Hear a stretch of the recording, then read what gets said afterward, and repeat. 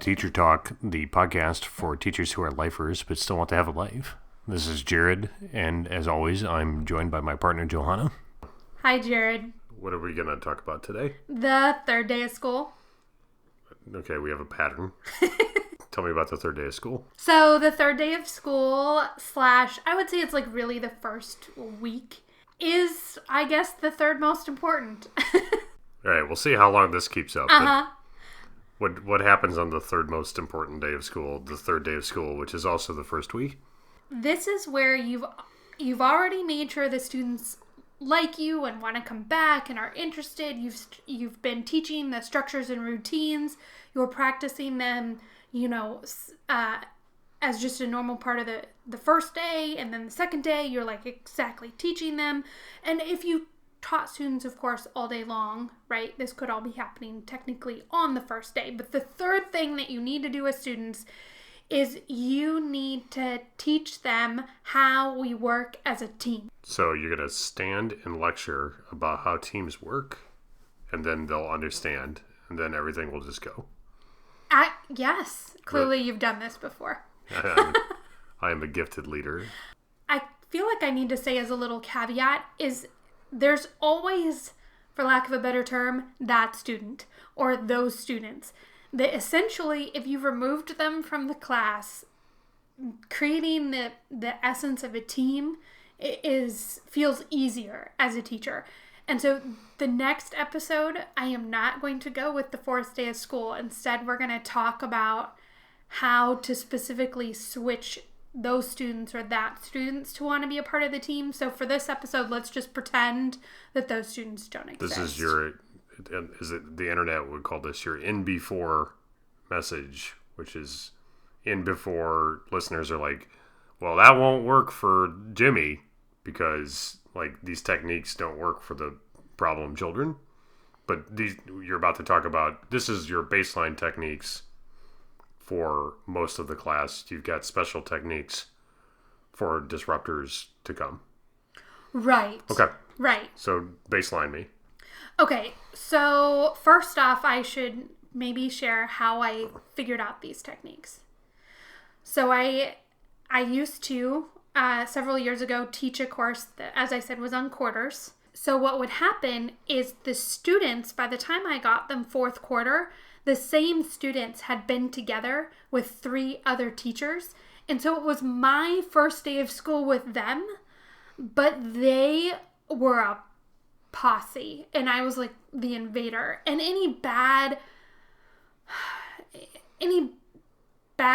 habits they had developed as a team were like ingrained at that point. And so I had to learn how to A, undo that, and B, build up something different.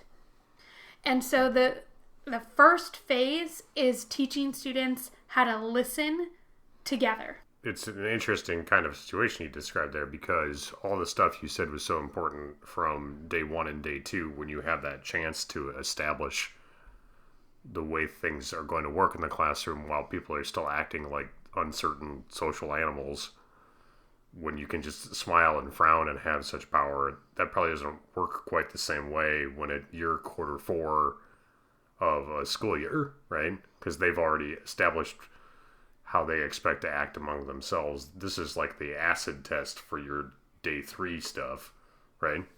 Right, and I am going to, in this particular podcast, probably focus more on middle school because just in my experience teaching kindergarten through high school, younger students tend to naturally want to create a team, and older students have kind of already accepted that being a team and accepting those that are different is just a part of adult life. That middle school age can be really tricky to get all that to work. Sure. So I sidetracked this. What was step 1? Okay, we have got to learn to listen together as a team. Okay, what's that mean?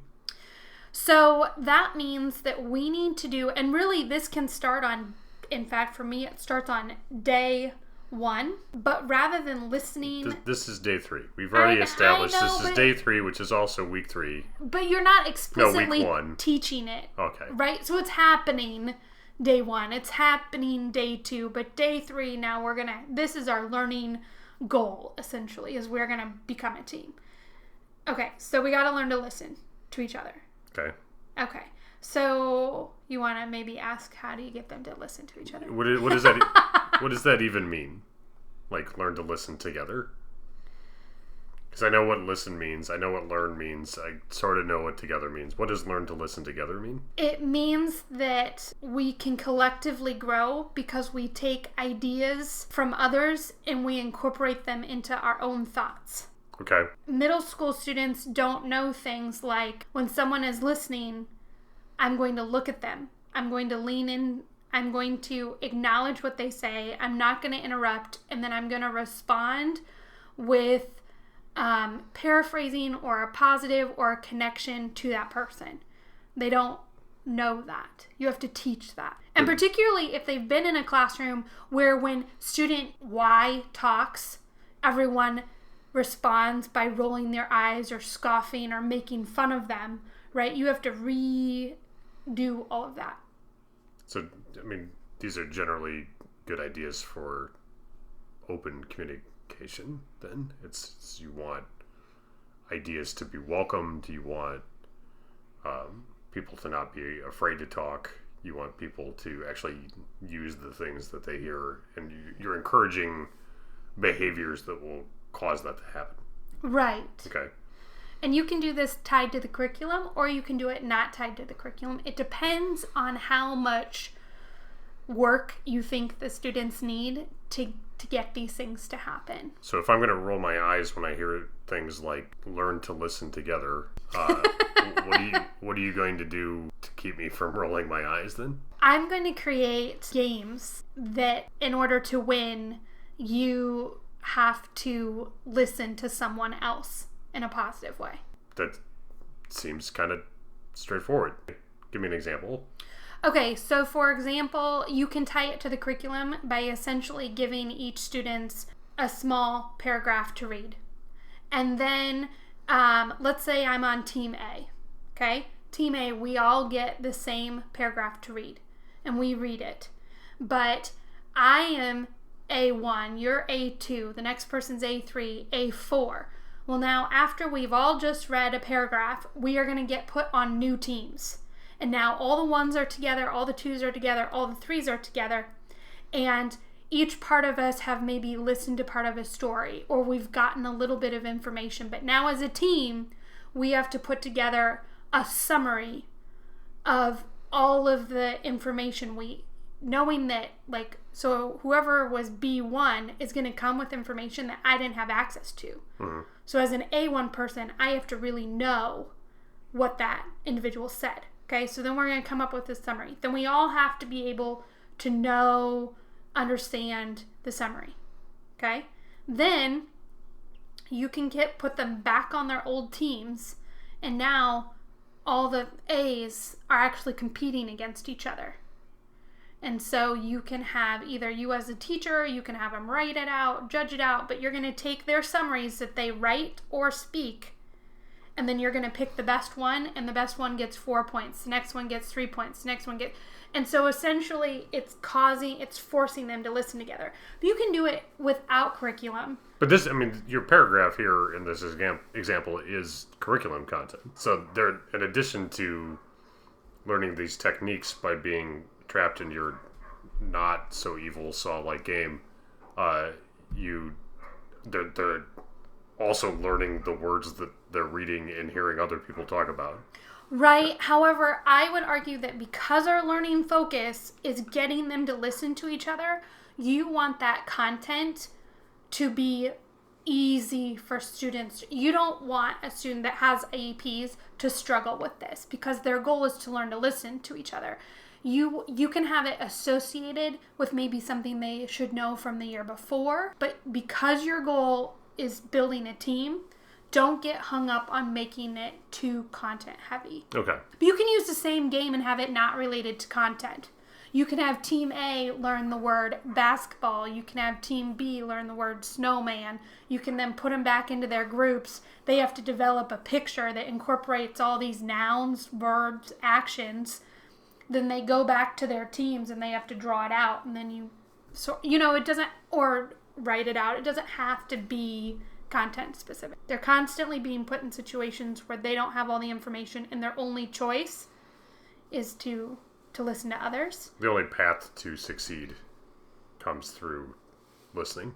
Right, and middle school students, I mean, if you want them to be a team, then you need to incorporate some sort of competition. You don't even have to announce who won, surprisingly. Like, the competition itself will ignite them to want to act like a team.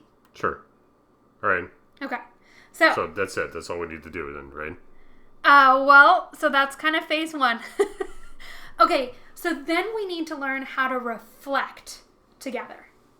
Okay. So essentially, once we work as a team, let's take the same technique. A lot of teachers will end it right there. But instead, you need to bring them back. And I was about to end it. This sounded like great success. They have their little game. They listened. They put a thing together based upon listening. Job's done, right? No, because that's not where growth comes from. Growth comes from reflection. So when we whole group it together, we can analyze what teams got success. What did they do that caused them to be successful? How can we articulate that as a thing that in order to be productive learners, right? Give it purpose. We always are going back to that purpose. We are learners. I trust you as a learner. And so in order for that to happen, we're going to have to work as a team. And in order for that to happen, here are things that teams do when they listen and work together that cause success. And so by going through that breakdown right away, that's the most important part. It's not the summary, it's not the content, it's going through and figuring out why did the team that was most successful, why were they successful? What did they do? And getting the students to tell you what they did, it's like, then you almost got to play the game again. Right? Because now they want to see if they can outdo what happened. Particularly those that didn't win want to see if they can now change and better communicate with each other so that they can win. Right? The competition. This sounds like it'd be even more effective than just handing them a worksheet or a Harvard Business Review article about what makes successful teams. Right? Is that what happens where you work? Sometimes, yeah. But doing it and then reflect, they're not just reading the answers off of a thing so that they can read the words about what makes a successful team.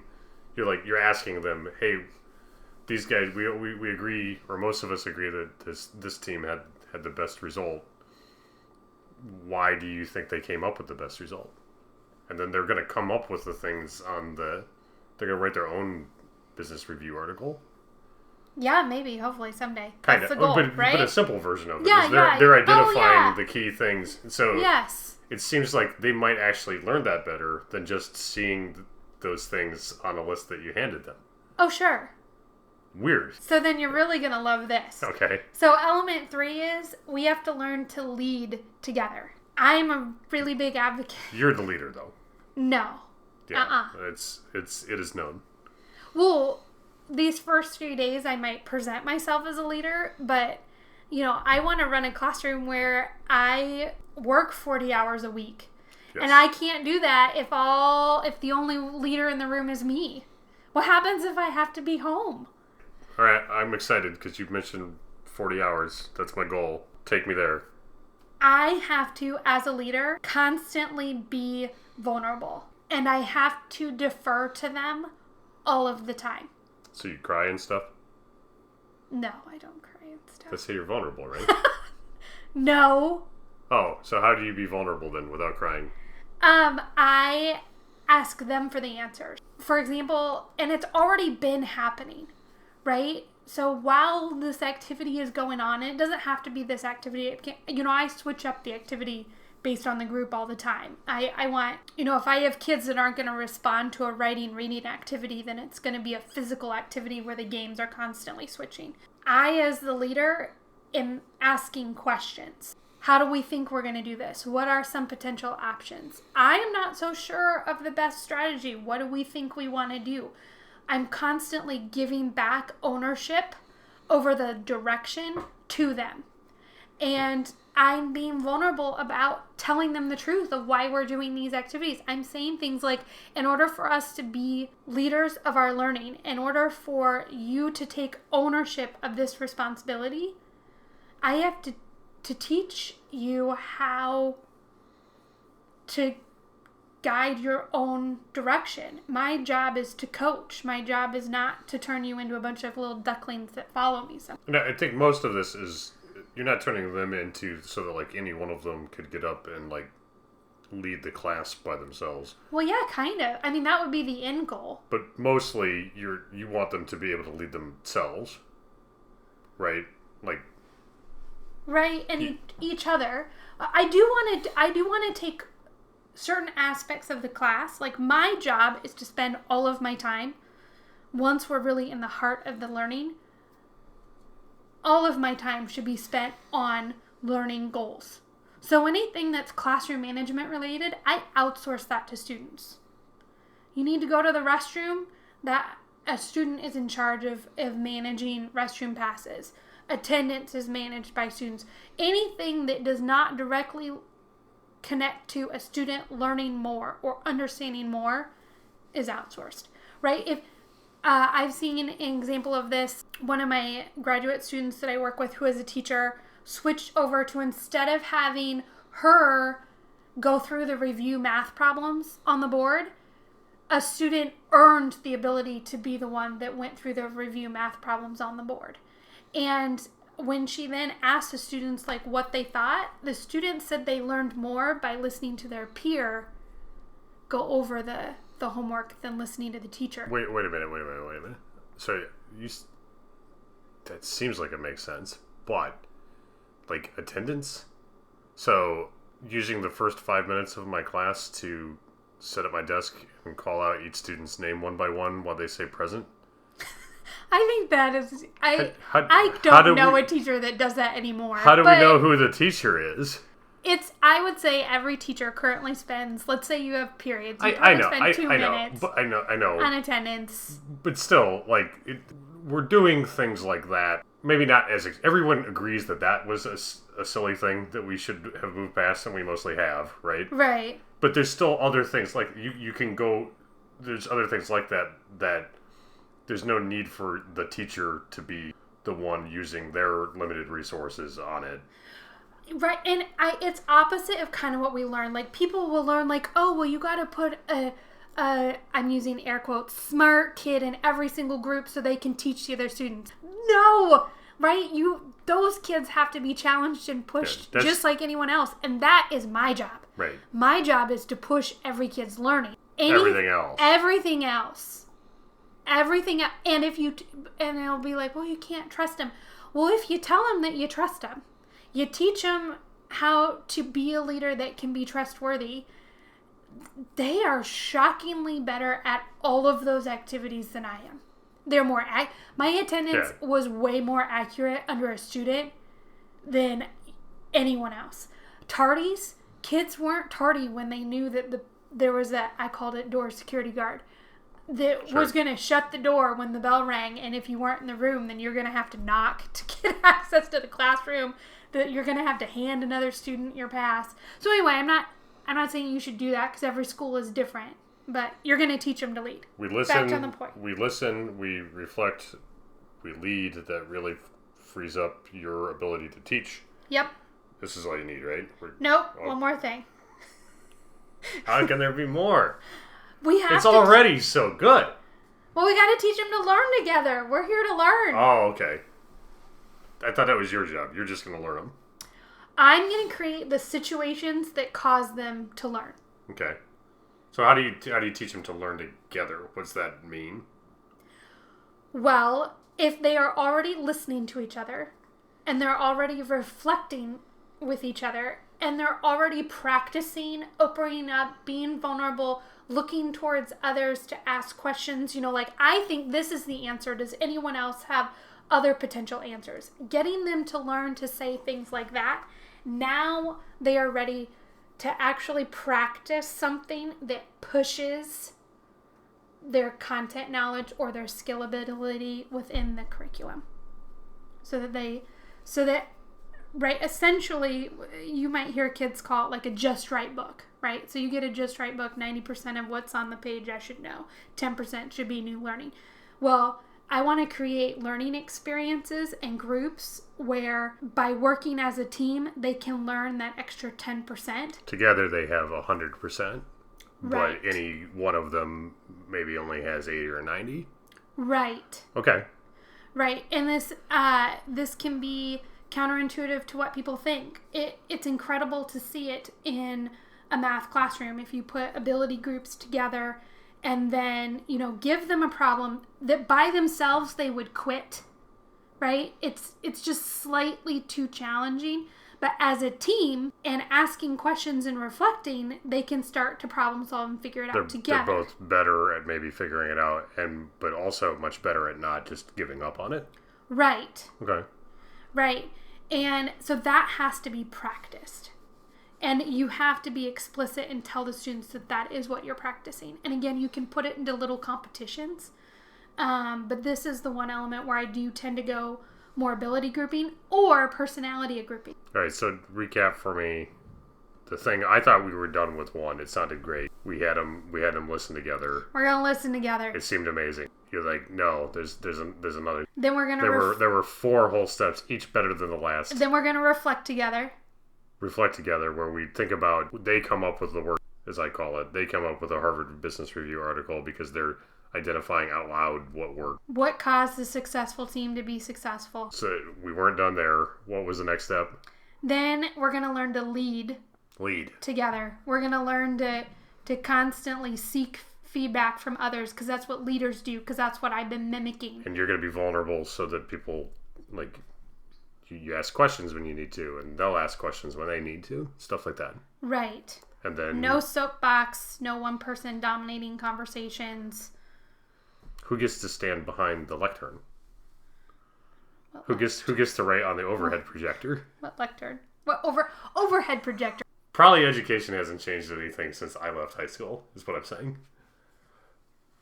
Oh, well, yeah, because that's what it was. But anyway, so we're going to lead together, and then lastly, finally, learn together. We're going to learn together. We're going to go slate, but we're going to be vulnerable and tell them that that's what we're doing. But learn together doesn't just mean, like, nothing, like I would expect when I heard the phrase learn to learn together. It means use these 3 things that you've built on: listening, reflecting, leading. Right.